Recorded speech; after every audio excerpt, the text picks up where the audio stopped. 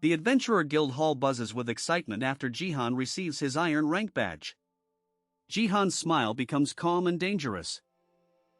Some adventurers stare with respect, while others whisper that his rise is too fast. Sora arrives breathless, first announcing Baroness Evelyn's huge luxury in order. Before anyone can celebrate properly, Clara's urgent message follows. Aurelia's house faces an emergency royal tax audit. Arya reads the audit notice and frowns. He says, "Then we fight with paperwork." The notice claims Aurelia's house may be hiding production income, avoiding trade tax, and selling unregistered luxury goods. Harlan says a monster can be killed, but paperwork can strangle a business. Jihan folds the notice neatly instead of crushing it.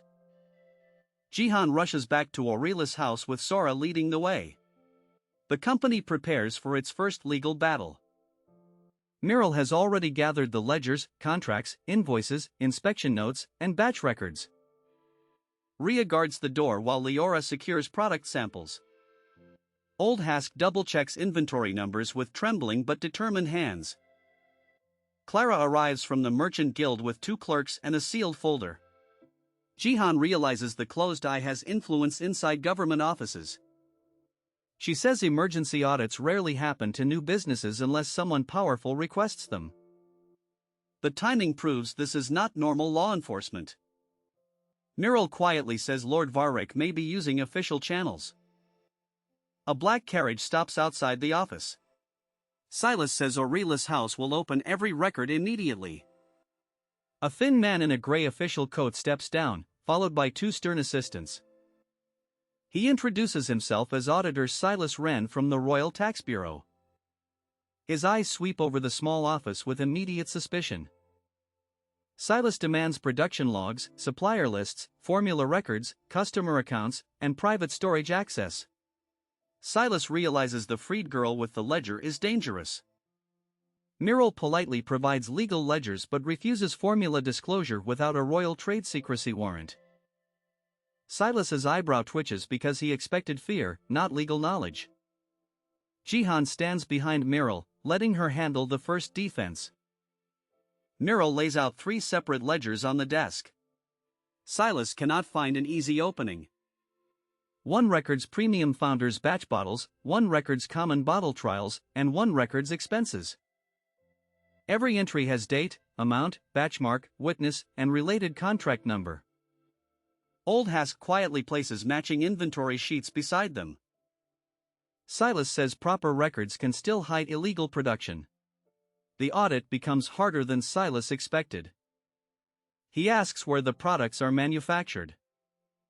Jihan answers that production is protected under trade secrecy and registered through Merchant Guild confidentiality clauses. Clara places the signed Merchant Guild contract in front of Silas. Clara explains that the Merchant Guild witnessed the first batch purchase and tax estimate. He changes tactics and demands product safety records. The guild has already recorded the 25 platinum coin transaction. All legal trade fees related to the first premium batch were prepared for payment. Silas flips through the documents with growing irritation. Leora presents ingredient safety notes under Felix's Mage Guild inspection. The safety accusation collapses quickly. Elowen's Healer House observation report is attached. Dr. Cairn's public clinic test confirms the counterfeit poison incident did not involve real Lumisilk. Felix arrives in person, nervously carrying his official inspection crystal. Silas leans forward and says royal authority outranks guild convenience. Jihan confirms the auditor expected intimidation to work. Rhea's hand moves slightly toward her sword, but Jihan raises 1 finger to stop her. Jihan calmly asks which exact royal statute permits seizure of confidential formula documents without evidence. Silas pauses for half a second too long. Iona Crest watches from the corner, quietly taking notes. The office becomes a classroom in survival commerce. She whispers to Clara that Jihan handles an audit like a negotiation duel. Clara says this is why Master Orlan wants him protected. Miral hears them but keeps her focus on Silas. Outside Aurelia's house, customers gather after hearing about the audit. Gavel Thorne watches from a nearby carriage. Talia Reid arrives with ink and paper, ready to report the event. Dane Holt and Captain Marwan keep the crowd orderly. Some rival merchants whisper that Aurelia's house may be shut down by sunset. Inside the carriage, Gavel smiles while holding a copy of the audit notice. Gavel says Jihan's luck ends with tax law. He believes no small company can survive official pressure, public rumor, and noble suspicion at once. Beside him sits a silent closed-eye agent disguised as a clerk. The agent says Lord Varric expects results today. Silas finally presents a suspicious invoice allegedly connected to Aurelia's house. She says the document is fake. It claims Jihan sold 2,000 unregistered Lumisilk bottles through a third-party vendor. If true, the fine would destroy the company instantly. Myrrell examines the invoice and becomes very still. Silas asks whether Myrrell can prove forgery. Jihan asks where Silas obtained the invoice. Myrrell points out the batch code uses the wrong numbering structure. Old Hask adds that the inventory amount exceeds total production capacity reported to the Merchant Guild. Leora notes that the listed scent ingredient was never purchased by Aurelia's house.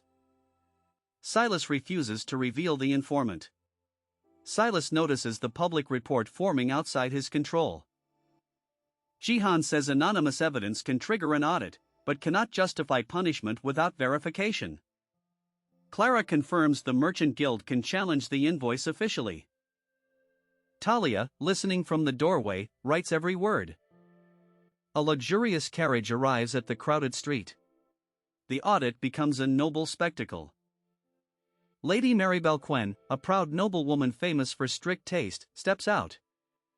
She says she came because her household reserved several founders' batch bottles. If Aurelia's house is fraudulent, she wants to know before paying. Lady Maribel asks Jihan if he can guarantee the product's origin, quality, and legal trade status. Lady Maribel's expression shifts from doubt to interest. Jihan says yes, but words are not enough. He asks Myrrell to present the complete trace record for Lady Maribel's reserved bottle number. Myrrell opens the ledger to the exact page without hesitation. Myrrell explains the bottle number, storage date, Merchant Guild witness, safety test mark, and reservation entry. Lady Maribel says older merchant houses do not keep records this clean. Clara confirms the guild seal. Felix confirms the safety mark. Old Hask confirms inventory movement. The crowd outside hears Lady Maribel's comment. The audit attack starts transforming into a public trust event. Customers begin whispering that Aurelia's house may be more trustworthy than established shops. Gavel's face darkens inside his carriage. Talia smiles as her article title forms in her mind.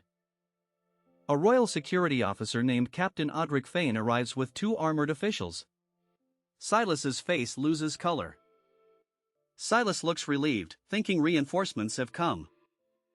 Captain Audric says he is not here to help the audit. He is here to investigate forged documents entering royal channels. Captain Audric reveals that another false complaint reached the Royal Tax Bureau last month.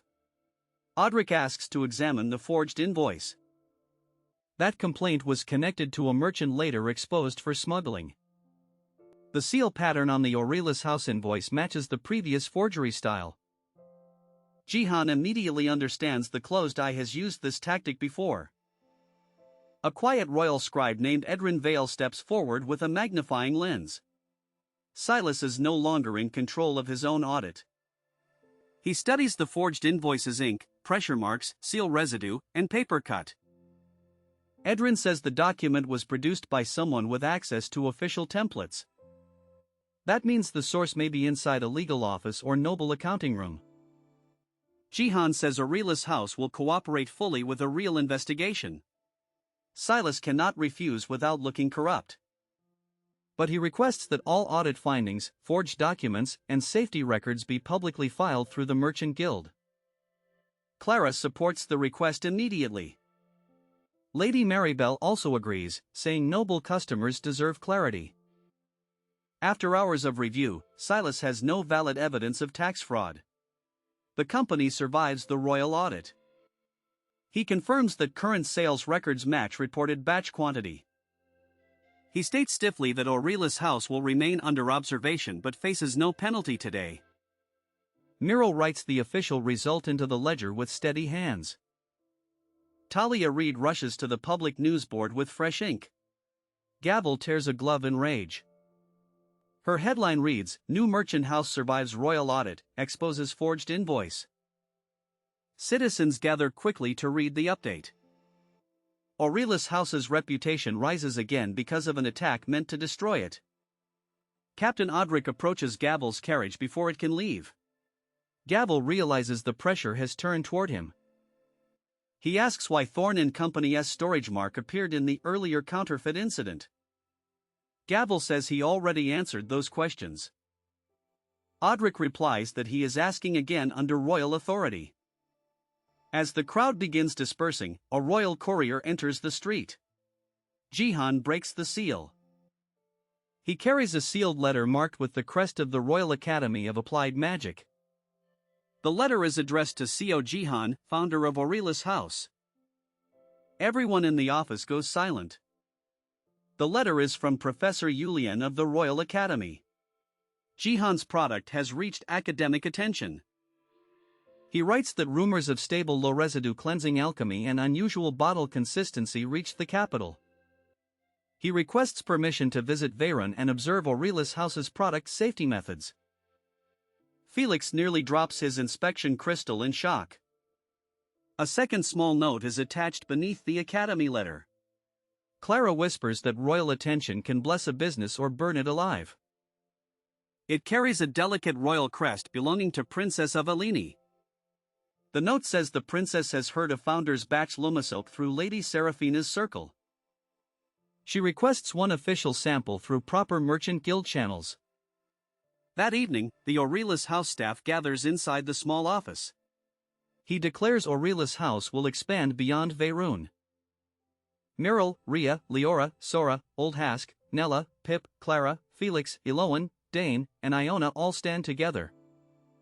The office is still small, but its name now reaches nobles, guilds, guards, healers, and even the capital. Jihan looks at the team and realizes his second life has truly begun. Jihan places his iron rank badge beside the Aurelius House ledger. Jihan decides to grow both paths at once. One symbol belongs to monster hunting. The other belongs to business creation. Together, they form the two engines of his rise in this world. In the closed-eye hideout, Lord Varric Nock receives news that the audit failed. Varric quietly crushes a black token in his hand. Gavel is now under investigation. Tovin is captured. Rod is useless, and the counterfeit plan has strengthened Jihan. A cloaked woman enters Varric's chamber and kneels. Varric says, from now on, he is an acquisition target. She reports that Jihan's spatial ability may be real. Varric says the boy's business is annoying, but the skill is priceless. He orders the closed eye to stop treating Jihan as a merchant problem.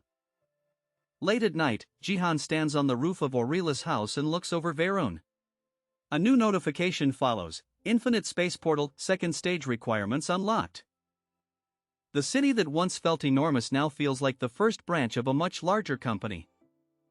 In the distance, royal roads lead toward the capital, merchant territories, monster zones, and noble courts. Jihan smiles as the system window appears. Seasonal milestone achieved, first enterprise established. Season 1 ending hook: Aurelius House has survived monsters, poison, spies, jealousy, and royal paperwork. Jihan is now an iron rank adventurer, a rising merchant founder, and a secret target of the closed eye.